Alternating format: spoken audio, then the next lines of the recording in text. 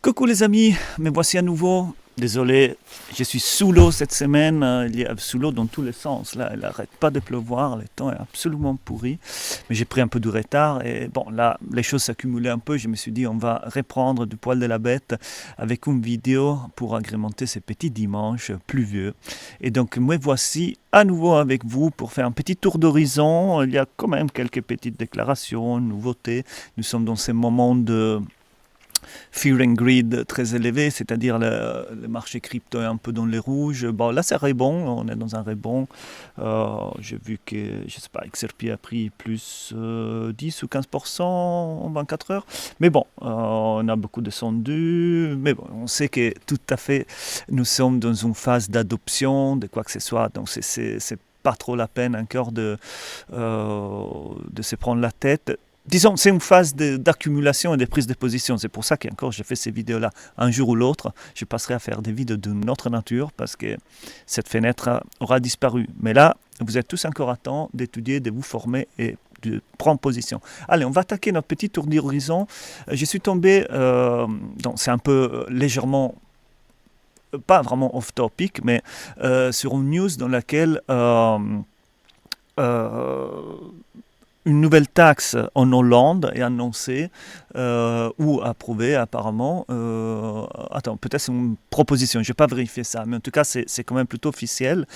C'est une taxe de 36% sur le capital gain tax en crypto, mais avec la particularité qui s'introduit le concept de non-realized gains, c'est-à-dire des gains non réalisés. C'est-à-dire que si vous avez une plus-value dans votre portefeuille, même si vous n'avez pas vendu, ça pourrait engendrer des taxes.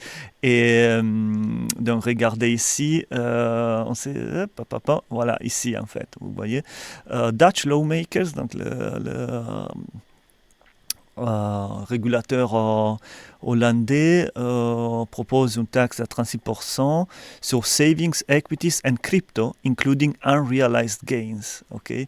Donc, pourquoi je parle de ça? Parce que bon, ça rentre comme ça, petit à petit, c'est pas la première fois qu'on en entend parler, et le risque est plutôt conséquent que ça devient quelque chose de généralisé probablement un jour. Bon, c'est pas pour faire peur ou quoi que ce soit, je le dis parce que bon, nous devons tous garder dans un œil cette possibilité-là.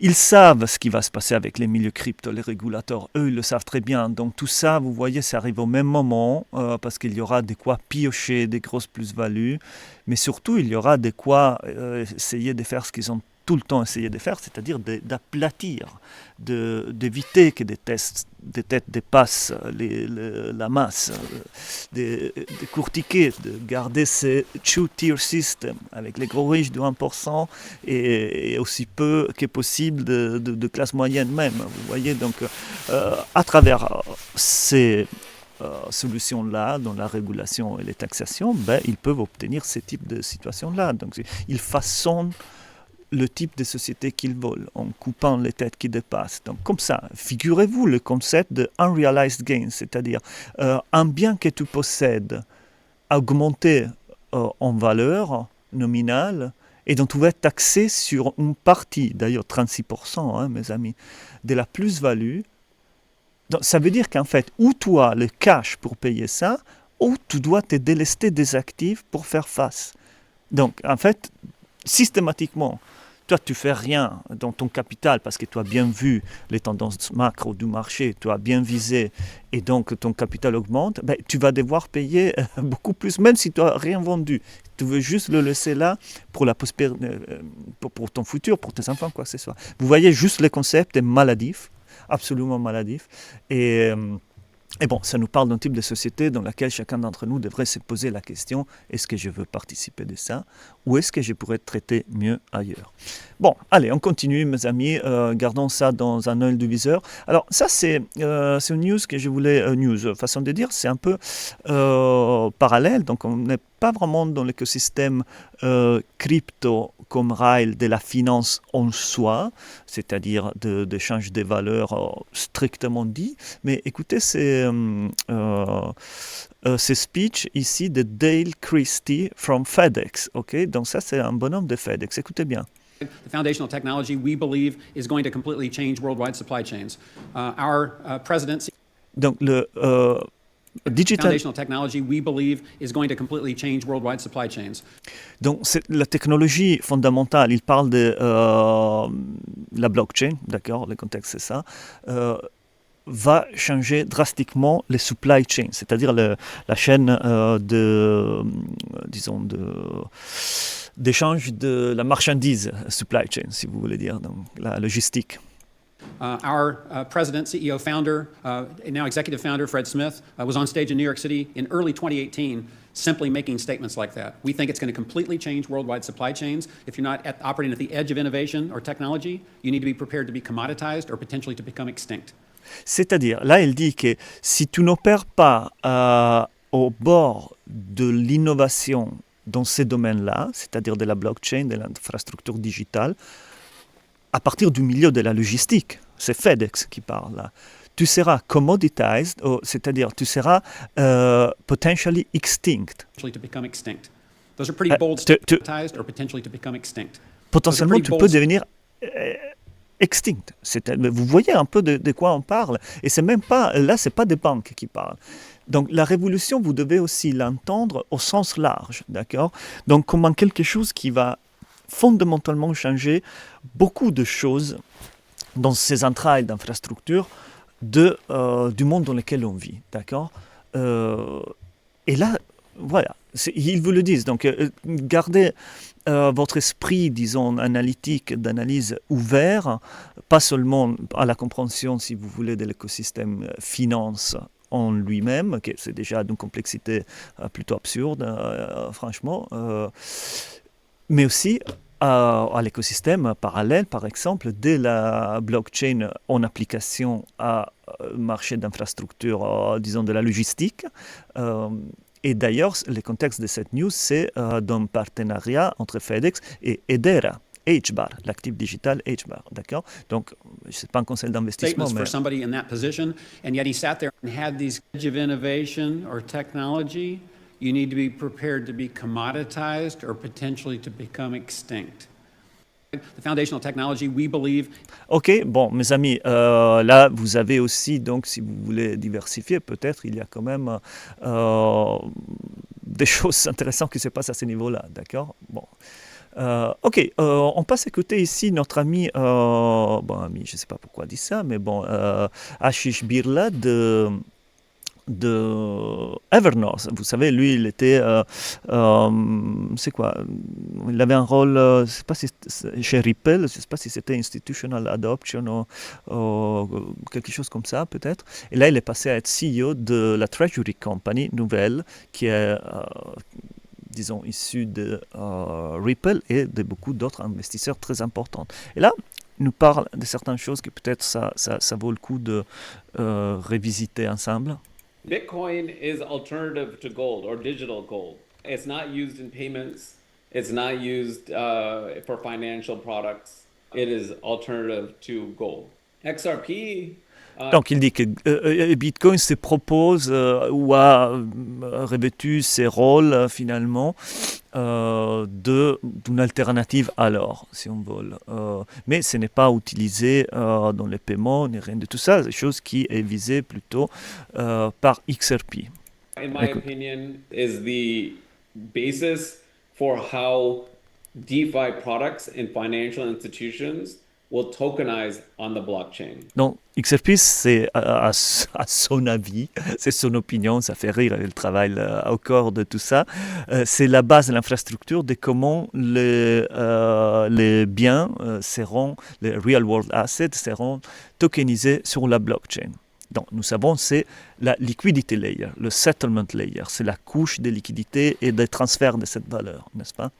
So XRP is more, in my opinion, about the future of finance. Donc, c'est, à mon avis, plus au sujet, disons, du futur de la finance. And likewise, Evernorth's strategy is aligned with helping create the future of finance on blockchain.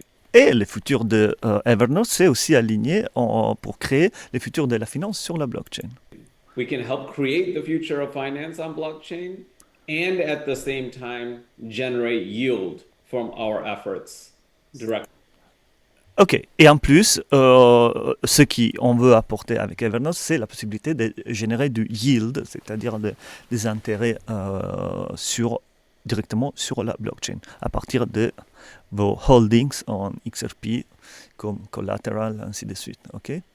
Bon, c'était un petit mise à point. Ok, ici nous avons Monica Long, mais on va y revenir vers la fin de la vidéo. On va clôturer cette vidéo avec des extraits très intéressants de l'XRP Community Day qui a eu lieu il y a quelques jours sur X, sur Spaces de X, où nous avons Brett Garlinghouse et Monica Long qui ont parlé. Et on va analyser ces deux extraits-là. Mais on va rester ici sur cette post de Monica Long du 12, donc il y a 3 jours, qui est... et il discute sur les progrès faits pour rendre l'XRPL la go-to blockchain, c'est-à-dire la blockchain la plus adaptée pour la DeFi institutionnelle, la Decentralized Finance institutionnelle.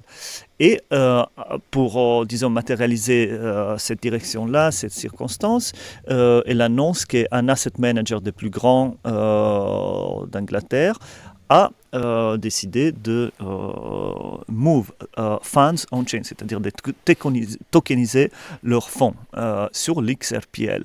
Et donc, elle conclut, en 2026, attendez-vous à une adoption institutionnelle en échelle, at scale, ok. Et donc là, elle parle de Aviva Investors, ok, Global Asset Manager Business of leading UK insurer Aviva. Donc ça, voilà, c'est quelque chose de gros costaud qui va tokeniser donc leur, voyons un peu, le traditional fund structure on the XRPL. Alors, du moment qu'elle nous annonce c'est parti. Elle nous annonce, du moment qu'elle nous annonce l'année de l'adoption à échelle institutionnelle, ça veut dire donc énormément de biens actifs, plutôt, vont être tokenisés sur l'XRPL, mais pas seulement, mais en tout cas, bon, là c'est Monica qui parle. Et après, sachez que, disons, l'idée, c'est qu'au moment qu'ils sont tokenisés, c'est qu'il y a une legal clarity, mais ce n'est pas en soi la tokenisation en soi qui va donner de la valeur à votre investissement comme holder d'XRP, mais c'est l'explosion du commerce, de l'échange, de l'utilisation comme collatéral, ainsi de suite, de ces actifs tokenisés sur la blockchain. Et l'explosion sera du fait, déjà, que donc, tout ce qui ne sera plus sur les rails de l'ancienne finance traditionnelle sera sur les rails de la blockchain. Donc là, il y a un transfert de valeur en place. Mais après, il y a le facteur de la réduction de friction qui va faire qu'en soi, ça va exploser. Parce que du moment que tu réduis la friction et que tu peux donner lieu à des fractionnements de ces actifs-là, très petits, bref, plein de choses de ce type-là, à ce moment-là, le trafic, l'utilité du network va exploser et du token natif dont il y a une quantité limitée aussi. Allez, on continue, mes amis. Nous avons ici une news de la CFTC, Commodity Futures Trading Commission aux États-Unis, qui nous annonce le 12 février 2026 à Washington qu'ils ont un advisory committee avec de nouveaux membres qui ont été assignés pour avoir conseil sur comment, disons, gérer le rôle, les lois, et ainsi de suite, les règlements. Et nous avons plein de bonhommes d'échanges qui viennent du milieu de la crypto, des échanges, Anchorage Digital, Chainlink, Coinbase, Polymarket, ainsi de suite. Et évidemment, Brett Garlinghouse, de Ripple, il en fait partie. Donc, très intéressant parce que là c'est vraiment, ça donne tout le sens à la public-private partnership, d'accord, que c'est ces modèles en fait sous-jacents qui nous démasquent un peu la réalité des choses réelles, qui au fond dans une autre couche de la vérité, dans laquelle en fait les gouvernements, on peut dire, sont possédés par des centres d'intérêt capitalistes plutôt et financiers, si on veut. Hein. Donc voilà, là on voit les ponts qui se font, les bridges qui se font à ce niveau-là, et ça devient désormais plutôt évident. Ok, on passe ici à un extrait là récent. Ah, pardon, c'était plutôt là, dans lequel Elon Musk nous annonce une chose très intéressante. À un mois ou deux, d'ailleurs, un mois ou deux, j'ai dit pour dire, je ne sais pas, de l'approbation du Clarity Act, d'accord? Nous annonce ça. For X Money, we actually had X Money live in closed beta within the company, and we expect in the next month or two to go to a limited external beta, and then to go worldwide to all X users. And this is really intended to be the place where all the money is, the central source of all monetary transactions. So it's a Ok, donc là, il nous annonce qu'en fait, X-Money verra la lumière, et déjà en live d'ailleurs, en bêta à l'intérieur de l'entreprise, mais dans les 1 ou 2 mois qui viennent, pourra être en bêta élargie, disons, mais déjà sur la plateforme X. D'ailleurs, c'est la plateforme que je suis en train de vous montrer là, c'est Twitter, quoi.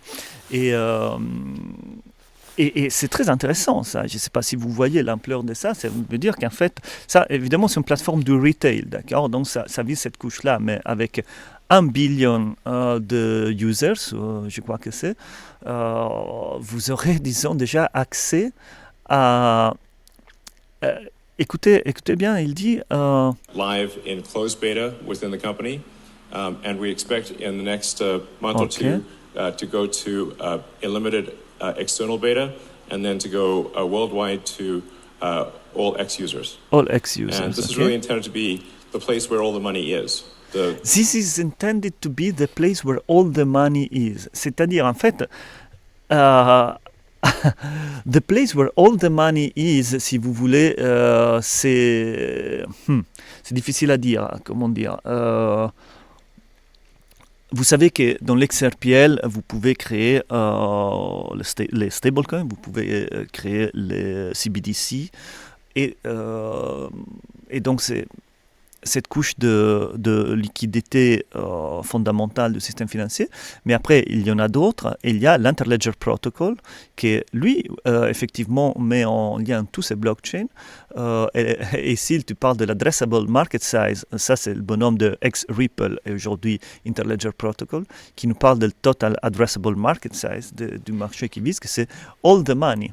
So, some people have heard me say this before, but I'll throw it out to the audience. What is Interledger's total addressable market size? C'est quoi la taille du marché pour l'Interledger Protocol? All the money. Tout l'argent qui existe, ok? Parce que bon, évidemment, quand tu mets... mais ça, c'est un protocole. Retenez-vous, c'est un protocole. Ça ne veut pas dire, maintenant, il y a un token là derrière. Non, c'est un protocole d'échange qui vise en fait de homogénéiser l'échange entre tous les monnaies, ok, au monde. C'est-à-dire celles qui sont de façon native adossées ou créées sur l'XRPL, ils n'ont pas forcément besoin, mais d'autres, oui. Mais bon, là l'histoire de Elon, c'est très intéressante et il faut qu'on fasse le lien avec ce qu'il avait dit par le passé, parce que vous savez qu'il lui avait eu ces projets de créer une application financière très puissante, parce que lui, il a l'accès aux utilisateurs. Écoutons ici un peu cet ancien extrait. Basically solving, if there's something you want to do, you can do it on this sort of X everything app, or you can leave easily and do it somewhere else. Essentially, if done right, the X would serve people's financial needs to such a degree that over time it would. Donc, si c'est fait correctement, X pourrait résoudre les besoins financiers des utilisateurs de façon qu'avec le temps, become, I don't know, maybe half of the global financial system. Qu'avec le temps pourrait devenir, je ne sais pas, il dit peut-être la moitié du système financier mondial. Wow. Or some big number. Okay. I'm not sure what the number is, but pretty big. Je ne sais pas combien, mais de toute façon, c'est-à-dire un grand nombre.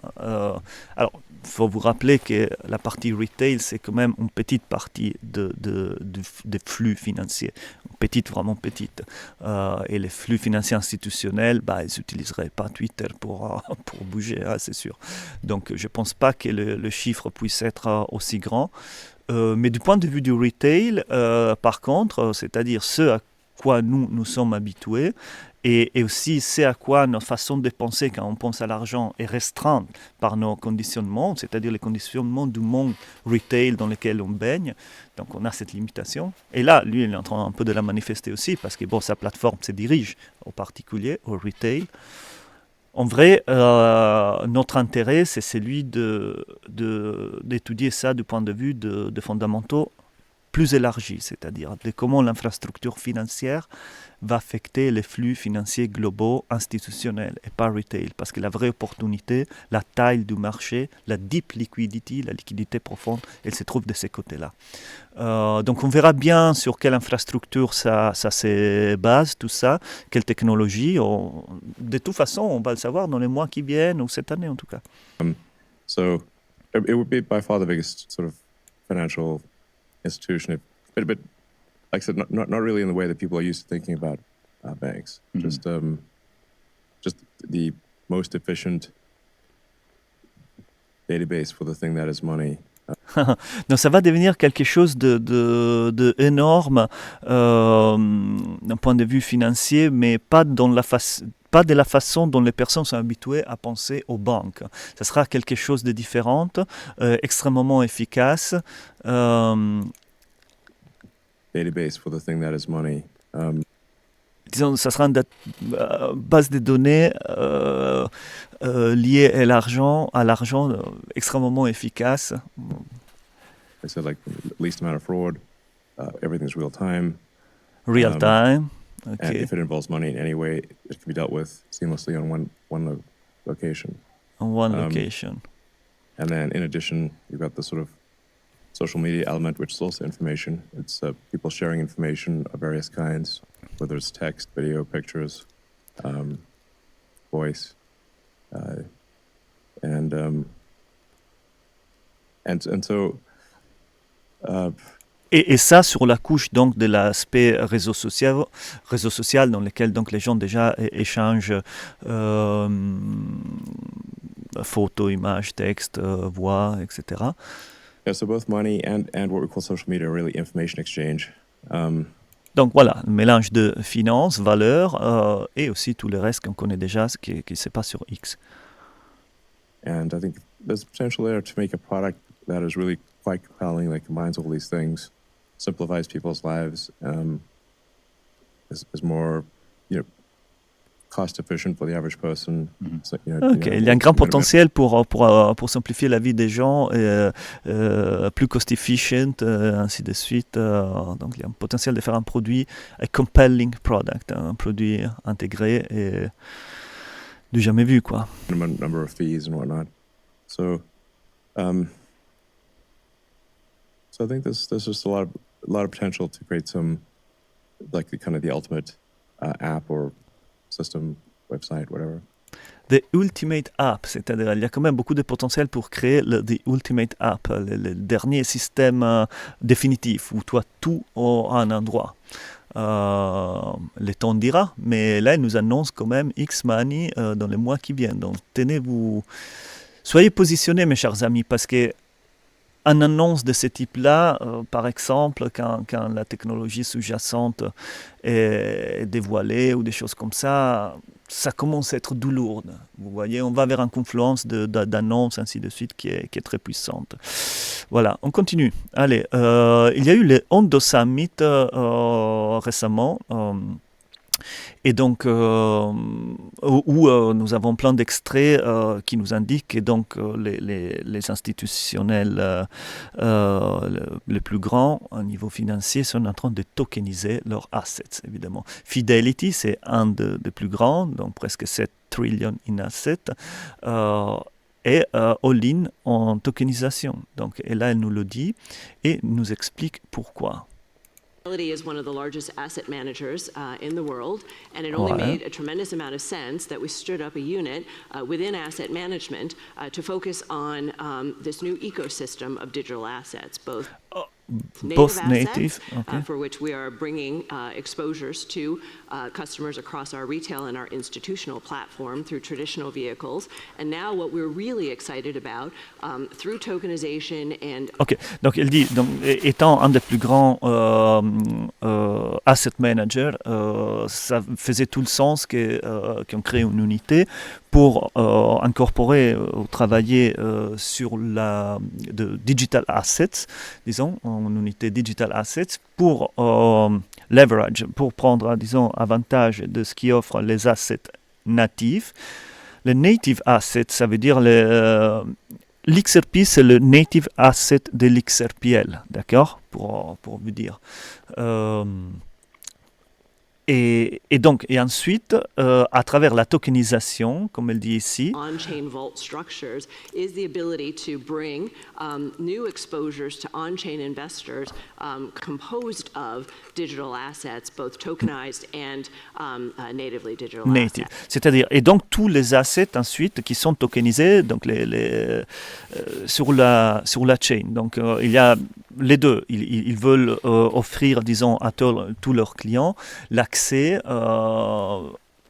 aux deux technologies pour leur investissement et pour la fonctionnalité même de ce qu'on peut faire à travers ces assets-là. Donc c'est en fait c'est une évolution, excusez-moi si je n'étais pas clair, de la couche technologique. And all of this is driven by our research-driven culture of composing financial solutions for our customers. Ok, donc eux, ils y vont clairement aussi. Et ici, nous avons Franklin Templeton à droite, que nous avons déjà écouté, qui nous dit la même chose clairement. Ils sont tous en train d'aller vers là. D'accord.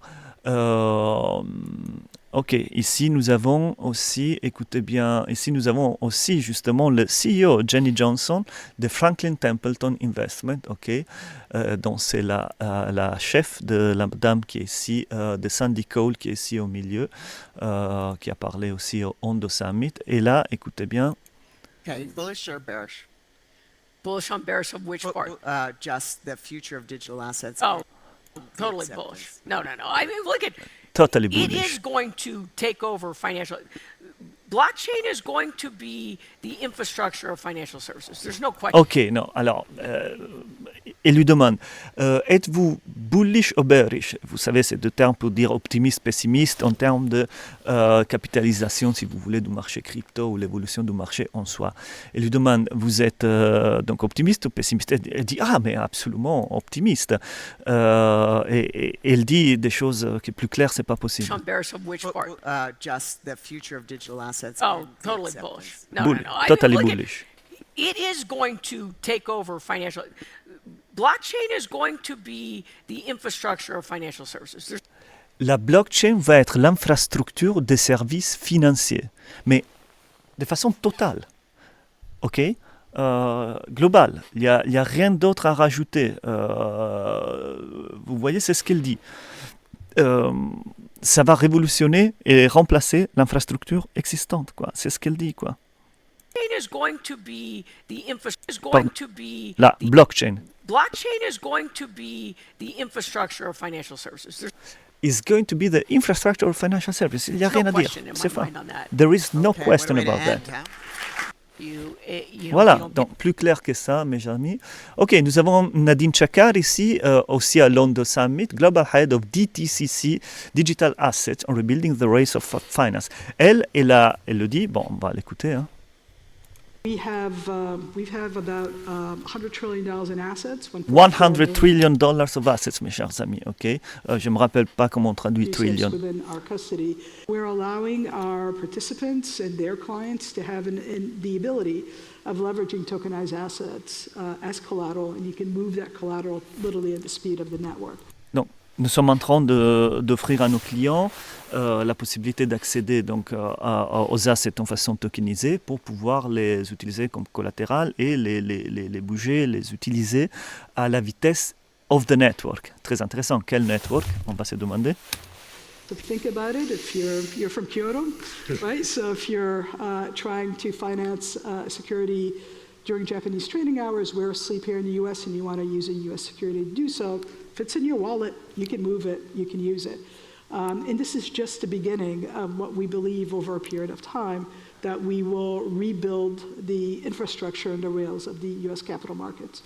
Donc, elle fait l'exemple parce que son collègue là, il est de Kyoto. Elle dit bon, là, par exemple, il y aurait un problème aujourd'hui du fait de business hours qui sont différentes, des heures d'ouverture des marchés, des capitaux. Mais par contre, si tu l'as dans ton wallet en fait digital, un capital, donc un fonds tokenisé ou quoi que ce soit, tu peux le trader en temps réel à n'importe quel moment avec cette nouvelle infrastructure qui vont offrir, elle l'a dit dans une autre vidéo que je vous ai présentée à partir de la deuxième partie de l'année 2026, hein, c'est pour la moitié de l'année plus ou moins qu'ils vont lancer ça au marché. Tu pourras donc seamlessly, sans friction et de façon instantanée, 24 heures sur 24, trader ces fonds qui sont dans ton digital wallet. Okay? Et ça, c'est que le début, il dit. En plus, and this is just the beginning. Just the beginning of what we believe over a period of time that we will rebuild the infrastructure and the rails of the US capital markets. Et c'est que le début de ce qui va être en fait la vraie, totale, profonde reconstruction des rails du marché des capitaux américains, qui est le plus grand au monde, je vous rappelle. Donc, elle-même, dans une autre vidéo que je vous ai déjà montrée, elle nous dit, elle parlait de la piscine, elle cherchait cette vidéo de la piscine, que l'eau est chaude, jetez-vous, en parlant du marché crypto, quoi.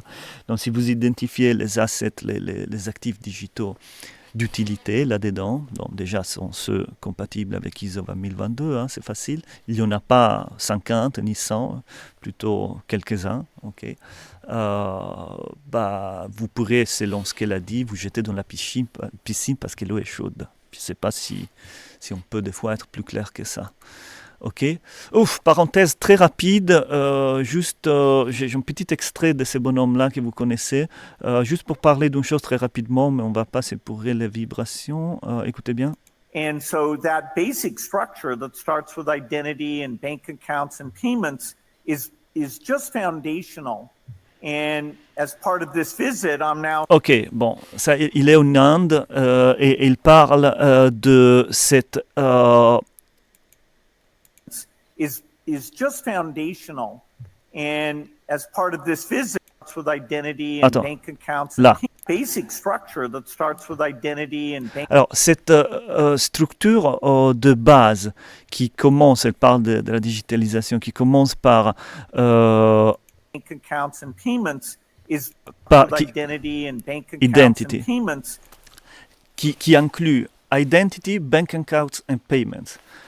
Donc, en fait, on ne va pas l'entendre beaucoup, mais ça nous aide à comprendre pourquoi, par exemple, aujourd'hui, nous voyons cette mouvance qui se répand avec comme une tache d'huile pour légiférer l'accès aux réseaux sociaux aux plus de 15 ans ou moins de 15 ans, selon que vous le voyez d'une façon ou de l'autre, qui en fait, ça n'est rien d'autre que l'identité digitale qui on a repoussée par la porte, elle rentre par la fenêtre, d'accord ? Donc, on va vers là parce que ça fait partie de la même infrastructure, si vous voulez, et du même projet, de la même agenda, ok ? Donc, gardons ça, je ne veux pas ni faire peur ni quoi que ce soit, mais dans notre niveau de compréhension, gardons ça dans une partie de notre tête parce que c'est tout la même chose. Identité digitale, bank accounts and payments, il a dit un après l'autre, vous voyez. Donc ça fait partie un peu d'un mécanisme entier. Très bien, on va changer ici à notre extrait très intéressant d'un entretien qui a fait Cashunate ici, que c'est un très bon créateur de contenu, avec, ça m'échappe son nom, mais lui c'est quelqu'un de très connu que je vous ai montré quelques extraits. Il avait fait on va l'écouter et je vous traduis. Ça, c'est un entretien qui est sorti il y a peu sur YouTube. Now, although there is a fixed total supply of XRP, that is, of course, decreasing over time with transaction fees and that kind of thing. But what it essentially comes down to is if you take all of the wealth of the human race that is here on Earth and not on Earth, and you were to divide that into XRP, that is what we're looking at in the future. And people that think XRP or Ripple isn't going to rise up and become the World Bank and that kind of thing, I would say, show me any other Attendez. company anywhere Ouais. on Ok, donc lui, il avait fait un statement, un commentaire qui a une vision intéressante qu'on peut partager ou pas, mais dans laquelle en fait il s'est dit si on devrait mettre en valeur à toute la richesse qu'on peut trader, avec laquelle on peut échanger, et pas au monde ou même à l'extérieur, si on délire un peu avec, je sais pas, la vente des parcelles sur la Lune, bon, le monde est bizarre, on le sait, mais qui existe au monde, auquel donc l'humanité a accès, si on veut, disons, la comptabiliser et la subdiviser par le nombre disponibles qui existe d'XRP, admettons, comme en imaginant XRP, les ledgers, comme ce ledger unifié dont on fait référence beaucoup, Larry Fink, ainsi de suite, sans jamais le nommer, hein, mais avec toujours des phrases qui se rassemblent, Unified Global Ledger, Global Ledger Accounting System, bref, il y a plein d'expressions qui font tout référence à quelque chose qui personne peut explicitement identifier, mais qui, selon les complotistes que nous sommes, ça semblerait être l'XRP Ledger, d'accord? Donc si tu le divises par le nombre d'XRP, disponible, bah, ça donnerait X, des chiffres X. Mais surtout, ça rendrait, il disait dans cet autre extrait, un Ripple, plus ou moins quelque chose de similaire à la World Bank. Okay? Earth, anywhere in cryptocurrency that is even remotely as legitimate as Ripple, with former Treasury secretaries and former SEC commissioners and former White House employees of various administrations and so on and so forth. There isn't. There is nothing even remotely close to Ripple's positioning in the market. Et là, il dit une chose très intéressante que je tiens donc à élaborer un peu justement, et c'est que si on doit s'imaginer une entreprise où l'existence, disons, d'une technologie et d'un ledger digital basé sur la blockchain, et on sait qu'elle va vers la blockchain, au monde, qui puisse être candidat à avoir une implémentation de cette importance-là, il pose la question à l'autre en disant « Dis-moi qui d'autre, qu'XRP peut, même de très loin, dire qu'aujourd'hui a quelque chose déjà techniquement qui lui rassemble, mais ça, limite, ça pourrait encore être possible.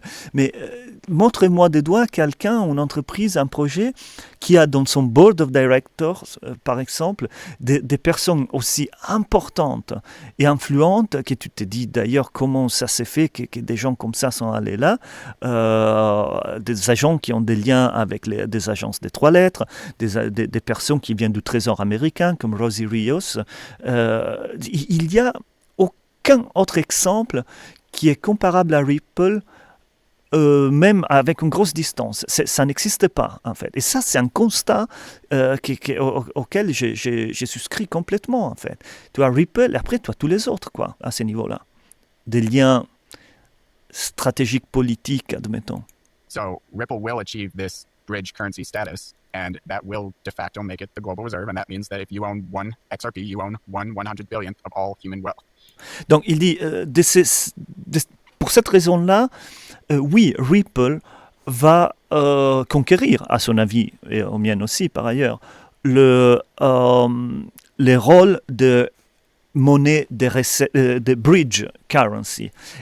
Et le pont qu'il fait dans son raisonnement est très intéressant, et parce qu'il dit, et donc, de facto, étant la monnaie d'échange, c'est-à-dire, vous savez, c'est ces schémas dans lesquels XRP, est au centre de l'échange multipaire, disons, qui n'est plus sur la base des couloirs de liquidité entre une monnaie et l'autre, qui rendent des couloirs très illiquides, etc. Mais le projet, c'est d'unir tous ces couloirs-là dans un pool de liquidités unique, dans lequel le bridge asset, le asset pont, est neutral entre tous les paires, et donc il y a beaucoup plus de liquidités, et ainsi de suite.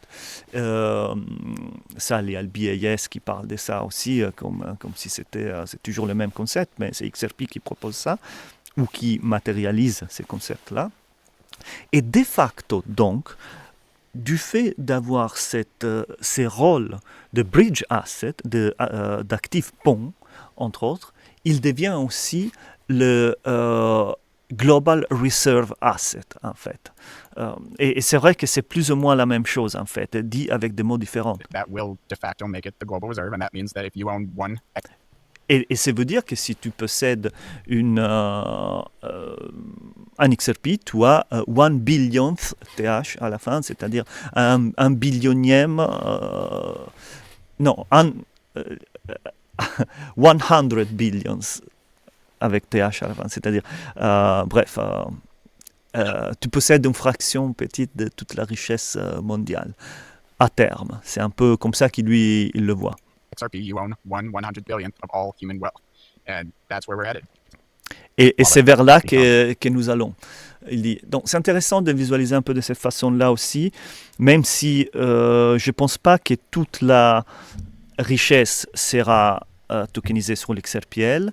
En revanche, de l'autre côté, je pense qu'il y a de la richesse immatérielle, en fait, que ça vient justement de dérivés, des marchés de dérivés, un type de marché qui peut exploser parce qu'il y a des applications qu'on n'arrive même pas encore à se faire une idée, qui profiteront de ces rails-là, par contre, et qui donc vont, de façon immatérielle, faire exploser l'utilité et la valorisation du réseau. Donc on va vers une situation de ce type-là. Mais voilà, retenez ces liens entre Bridge Asset et Global Reserve Currency. En fait, il y a un lien conceptuel, selon moi, qui est très intéressant à retenir dans un coin de la tête. On a parlé de Rosie Rios, qui était dans le Board of Directors de Ripple. Si vous regardez aujourd'hui, elle n'y est plus. Depuis quelques jours. Ça, c'est le 15 janvier, elle y était encore. Si vous allez, donc il y a un mois, si vous allez aujourd'hui, elle n'y est plus. Et ça, c'est quelque chose de très intéressant. On dirait qu'elle est sortie de Ripple. Et moi, je vois ça d'une façon plutôt bullish, dans le sens que, pour moi, ça veut dire travail accompli, c'est-à-dire mission accomplished. Donc, sont des personnages très haut placés qui ont... Alors, elle, c'est la 43e présidente du Trésor américain, et elle signe les billets de $100, je crois. C'est-à-dire, il y a sa signature dessus. Et donc, elle est passée à faire part de Ripple. On va écouter une chose qu'elle avait dit à l'époque, pour en parler. Has been in the news time and time again, and I just want to share that I am on the board of Ripple. Ripple is XRP. And so when people ask me the question, why did you join the board of Ripple? Elle dit, en parlant de crypto, elle dit donc qu'elle annonce qu'elle fait partie du board of directors de Ripple. Et Ripple, c'est XRP. Et là, elle va donner la réponse à la question pourquoi tu as rejoint le board de Ripple. Écoutez. I joined the board of Ripple because XRP serves a purpose. It's a function that facilitates cross-border payments. J'ai rejoint Ripple parce que XRP, c'est... qu'est-ce qu'elle a dit, pardon? It's a function because XRP serves a purpose. Oui, parce que XRP sert une mission. Et let that sink in, comme disent les Anglais, c'est-à-dire laissez ça pénétrer un peu en profondeur de votre sphère conceptuelle. Là, c'est la présidente du Trésor américain qui vous parle. Donc, c'est pas, vous voyez, ces gens-là, typiquement, ou ils vont à la retraite après, ou ils vont prendre des titres comme président d'une fondation, juste pour garder une vie sociale et engendrer des gros revenus. Voilà, c'est un billet de sortie, comme François Villeroy de Gallois, ou comme il s'appelle, qui maintenant va quitter la Banque de France et va dans une fondation, voilà. Donc ça, c'est typiquement ce qui se passe. Elle est dans le board de Ripple parce que XRP serves a purpose, accomplit une mission. Mais c'est pas anodin, c'est ça que je veux dire, ce n'est pas anodin, vu le personnage qui est. XRP serves a purpose.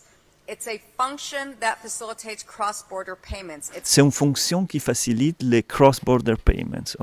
On sait. It's not some store of value, kind of arbitrary. Ce n'est pas un truc arbitraire du type store of value, c'est-à-dire réserve des valeurs. Donc en fait, elle appelait et l'appeler Bitcoin arbitraire en disant ça. Value that is not pegged to anything. Donc ce n'est pas quelque chose qui n'est pas pegged, relié, appuyé sur rien du tout. This is actually what legitimate financial institutions use. Ça, c'est en fait ce que des institutions financières légitimes utilisent. Specifically for cross-border payments. Spécifiquement pour cross-border days and payments. dollars, it's seconds and cents. And that is Voilà. the future. En lieu que jour, ça se fait en secondes et avec moindre frais. Voilà, c'est l'histoire de toujours. And that is the future, in my opinion. Et ça, c'est le futur, à mon avis. OK. Bon, ça, c'est Rosie Rios. OK. Elle est sortie du board de Ripple. OK. Très intéressant. Très bien. Voilà, on va vers la fin de la vidéo. Et là, nous avons voilà, ces podcasts où c'est un Spaces Onyx, c'est-à-dire c'est une sorte de truc où les gens s'échangent que la voix, que en audio. Et ici, nous avons donc Monica Long à qui on demande comment tu vois 2026, qu'est-ce que c'est la thématique, c'est à quoi on doit s'attendre pour refaire la boucle avec ce que j'ai dit au début. Last thing, Monica, if you had to define the moment in 2026 for Ripple and XRP in a few words, how would you describe it? C'est-à-dire, si tu dois définir ces moments-là en 2026 en quelques mots, comment tu le dirais? I would say institutional adoption at scale. Institutional adoption at scale. OK. Adoption institutionnelle à grande échelle. Voilà, ça c'est 2026. Je vous rappelle par contre qu'en 2025, elle avait dit dans un autre podcast, en début de 2025, elle a dit « It looks like the floodgates will open », c'est-à-dire que les robinets de la liquidité vont s'ouvrir, chose qui n'a pas eu lieu. En revanche, là, effectivement, ce n'est pas qu'elle qui dit ça, mais aujourd'hui, nous savons, comme on a dit avant, qu'elle a dit ici, donc, il va tokeniser, mettre sur les marchés, disons, de la blockchain, on va dire, de ton wallet digital, 100 trillion of assets, c'est eux qui le disent. Donc, bon, ça, c'est l'adoption institutionnelle de la blockchain, et on voit tous les autres nous dire de même, OK ? Donc, on va continuer. Ici, nous avons Brett Garlinghouse qui nous parle lors du même Community Day de XRP. Écoutons. Final question here, Brad, as we wrap up. Where do you see Ripple in 2030? La question, c'est tu vois où Ripple, donc l'entreprise, en 2030? Ooh, wow, 2030. Well, so first of all, I mean, that's only 4 years from now. I mean, that used to feel so far away, and now it's pretty close. Elle dit que c'est vrai que 2030, ça semblait toujours être très loin dans le temps, et maintenant, on est déjà en 2026, et c'est plus proche qu'on ne le pense pas, quoi. I think Ripple will continue to grow as a platform company for financial infrastructure that permeates, it brings XRP and the XRP ledger into all of our use cases and continues to drive that trust, that utility and liquidity in XRP. OK, il voit continuer à scaler, disons, comme entreprise d'infrastructure bancaire et financière globale pour incorporer tous les use cases et la liquidité envers XRP. But look, the thing I will emphasize, of course, we want Ripple to be successful within XRP.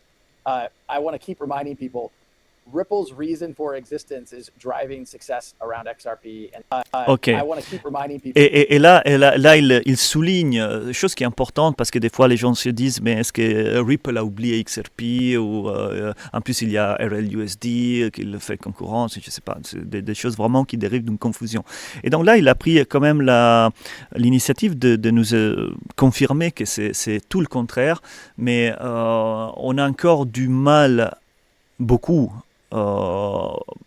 à le voir, c'est-à-dire que XRP c'est au centre de leurs préoccupations parce que pour juger de leurs actions, ce que nous faisons, c'est regarder les prix d'XRP en lieu que regarder les acquisitions qu'ils ont fait et toutes ces choses-là. Donc écoutons ça jusqu'à la fin, après je condense ça.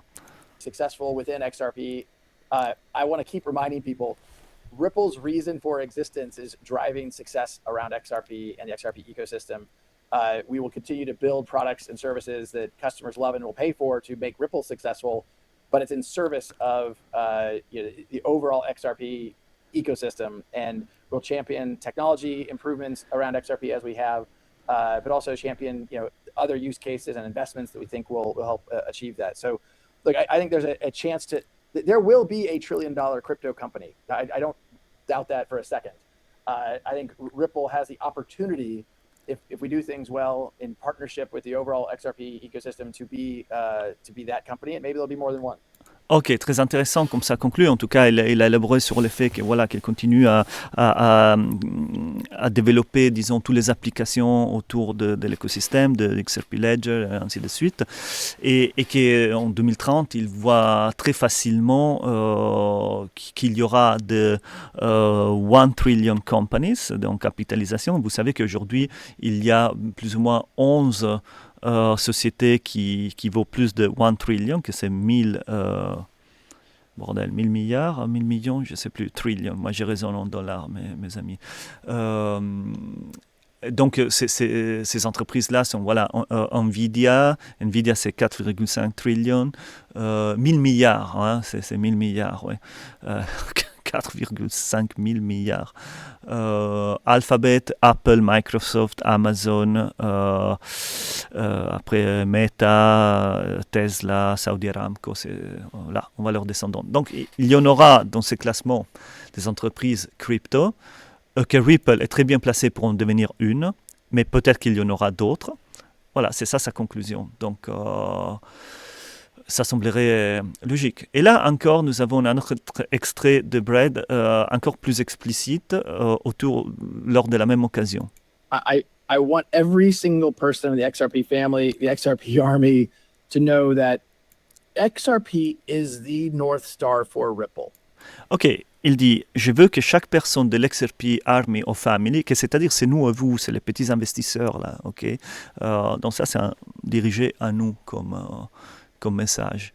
Il dit que XRP est et restera the North Star, c'est-à-dire l'étoile polaire de Ripple. Okay? Et quand vous comprenez ce qu'ils sont en train de faire, c'est tout à fait logique de le voir comme ça. Okay? It's our purpose. C'est notre mission. When we think about what we're doing on Ripple Payments, or Ripple Prime, or Ripple Treasury, or custody. Voilà. Quand nous pensons à tout ce qu'on est en train de faire dans Ripple Payments, Treasury, Custody, tous les aspects de l'infrastructure qu'ils ont construit à travers les acquisitions qu'ils ont fait. Or RLUSD. Ou This is RLUSD. all focused on how we can drive utility, trust, and velocity or liquidity around XRP. Ok, ça c'est tout focalisé à comment nous amenons de la confiance, trust, c'était quoi? Velocity, vélocité, liquidité, fonctionnalité, qu'est-ce qu'il a dit? Velocity, trust, utility, utilité, trust, ok, velocity, liquidity, vers XRP. And the XRP ledger. Et so l'XRPL. Things like Ripple Payments, payments on the DEX with permission domains, Ripple Prime using XRP for collateral and lending. Collateral and lending avec Ripple Prime. Ripple Treasury, we kind of talked about. Doing Treasury, enabled payments around XRP and RLUSD within Treasury management. Ok, donc faire le pont avec leur stablecoin dans le management de la trésorerie institutionnelle. These are all examples of where we are going to continue to make sure, as we think about Ripple as a platform company for financial infrastructure. A platform company for financial infrastructure, c'est-à-dire c'est une entreprise d'infrastructure financière, disons, d'application d'infrastructure financière bancaire. That XRP is at the heartbeat of that. Mais que XRP, c'est au cœur de ça, c'est le cœur battant de ça, ok? You'll hear more about this, Parce que ça cristallise en fait une valeur. C'est amené à devenir une unité de mesure, mais pas fixe, mais qui cristallise l'utilité instantanée du réseau dans le temps, en prenant en compte les nombres d'intervenants, d'utilités, de demandes et d'actifs du monde réel qui sont tokenisés sur l'infrastructure. Donc, c'est le conteneur de ça dont il y a un nombre limité, c'est XRP, ok? Donc, c'est ça le schéma, the grand scheme of things. some of those specifics from Monica Long, our president at Ripple, later today. And this morning you may have seen we announced Aviva Investors, one of the largest asset management firms in the world, tokenizing on the XRP ledger. So we're going to continue to focus on that institutional opportunity. Ripple has decided to partner when it comes to partner or invest or support companies going after the consumer opportunity. But hopefully it gives a sense of kind of where we are with that. Ok, bon, bref, il a aussi fait référence au fait qu'Aviva, comme on a vu au début, a annoncé la tokenisation de ses actifs sur l'XRPL, ainsi de suite. Mais voilà, ça, c'est, je voulais dire, voilà, ça vous donne une image de où on va. Et comme on le disait avant, il n'y a personne d'autre, aucune entreprise qui rassemble à Ripple dans tout ça, même de loin. Donc, qu'est-ce que vous voulez que je vous dise? Encore Brad. I will correct one thing right out of the gates. Ripple did not actually issue XRP. The XRP ledger is an open source, decentralized technology, not dissimilar to Bitcoin. And some of the creators of the XRP ledger actually had been early engineers that worked on Bitcoin. Alors, il dit que c'est pas Ripple qui a créé XRP, ça existait déjà, disons. Et il dit que certains ingénieurs qui travaillaient avant disons, qui ont créé le Bitcoin, ok, c'est important, il l'a pas dit 1000 fois ça, mais c'est comme ça que ça s'est passé. David Schwartz, c'est évidemment l'exemple le plus éclatant. Donc, ils ont individué les flows, les défauts pour la scalabilité, ils ont créé un meilleur Bitcoin, ok, que c'est XRP.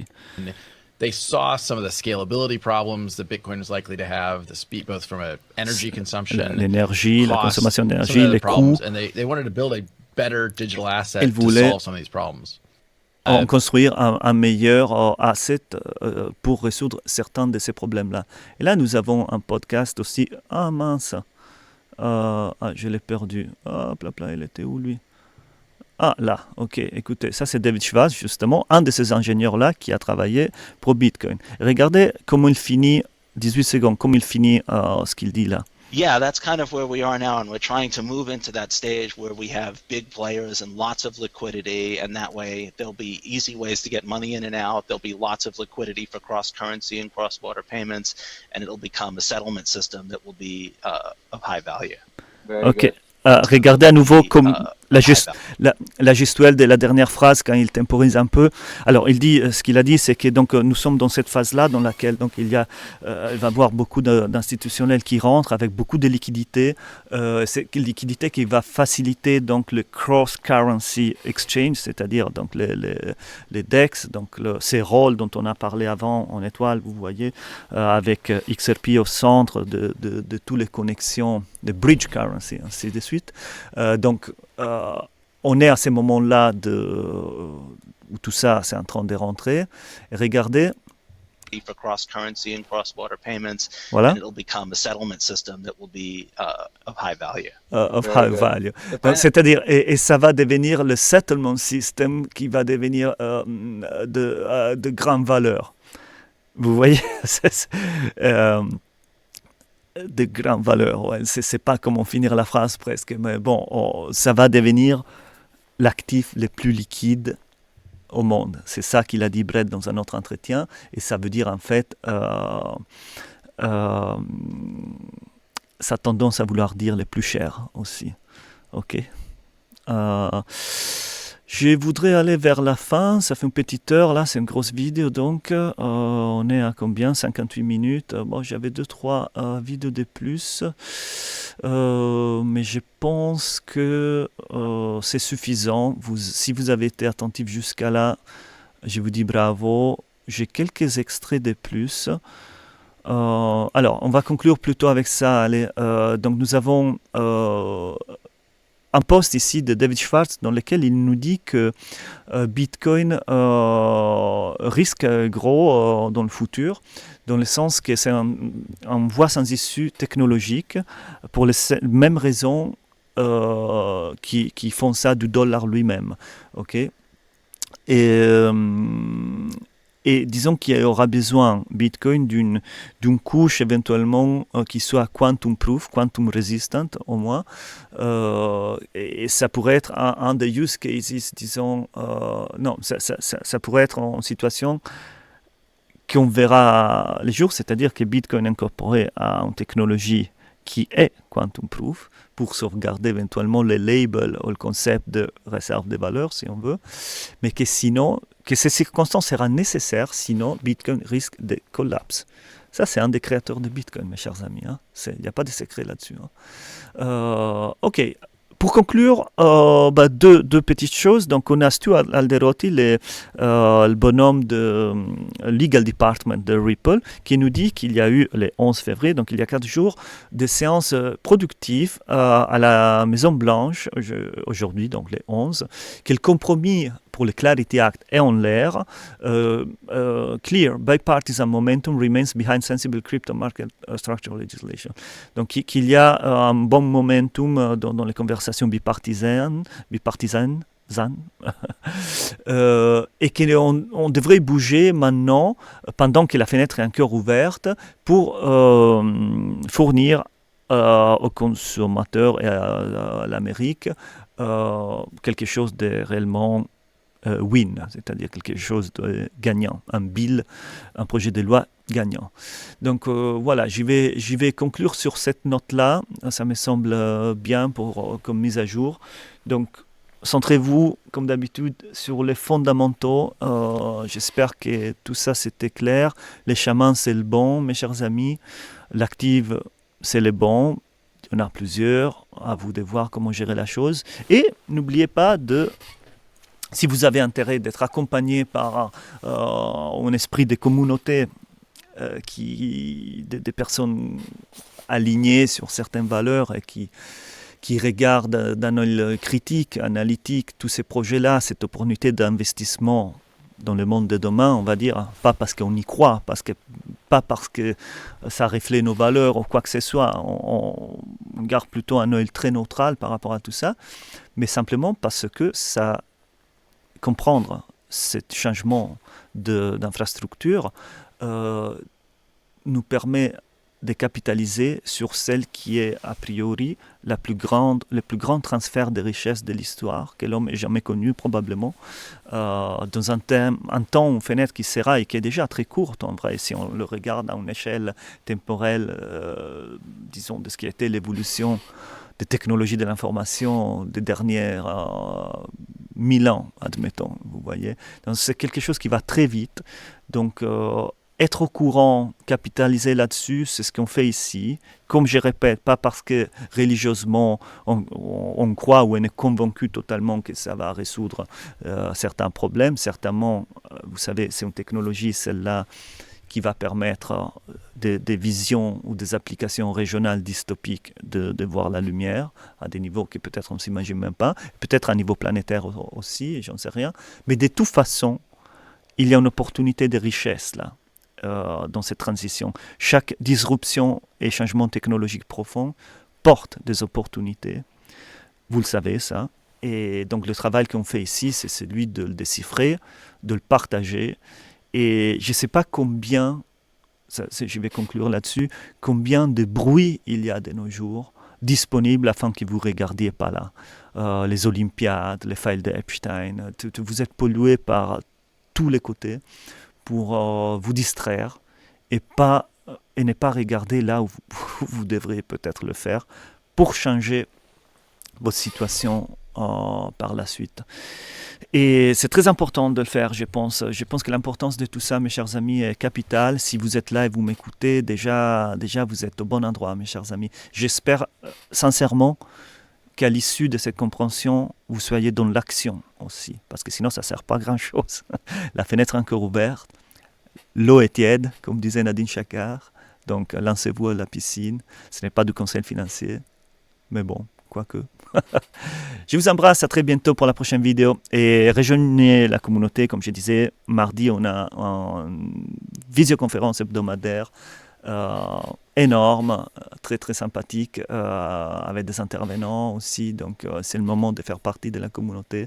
Ça va vous plaire. Je vous embrasse. Bye bye.